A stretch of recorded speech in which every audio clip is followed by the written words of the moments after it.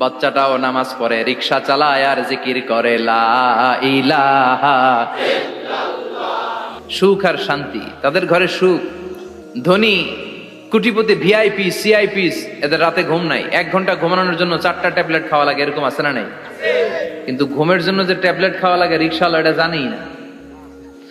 ওর যেখানে রাইত ওইখানেই, ওর মাথা বিছনায় লাগতে দেরি, ওর ঘুম আসতে দেরি হয়।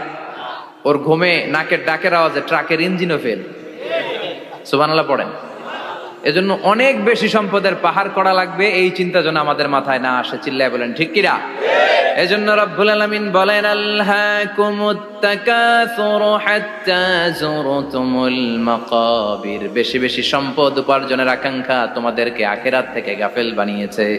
এই গাফলতি কশিনকালেও তোমাদের কমবে না যতক্ষণ না তোমরা কবরে ঢুকবা। হাত্তা যুরতুমুল মাকাবির, মাকবারাতুনের প্লুরাল মাকাবির, যতক্ষণ না কবরে না ঢুকবা, কবরস্থান তোমার আবাসস্থল না হবে, ততক্ষণ পর্যন্ত এই চাই চাই মানসিকতা কমবে।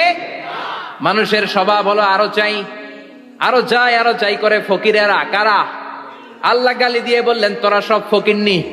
তোরা কি? ইয়া আইয়ুহান নাসু আনতুমুল ফুকারাউ ইলাল্লাহ ওয়াল্লাহু হুয়াল গানিয়ুল হামিদ। সুবহানাল্লাহ পড়েন। আল্লাহ ডেকে বললেন গোলাম আনতুমুল ফুকারা ইলাল্লাহ, তোমরা সবাই ফকির, ধনী হলো একজন, তিনি কে?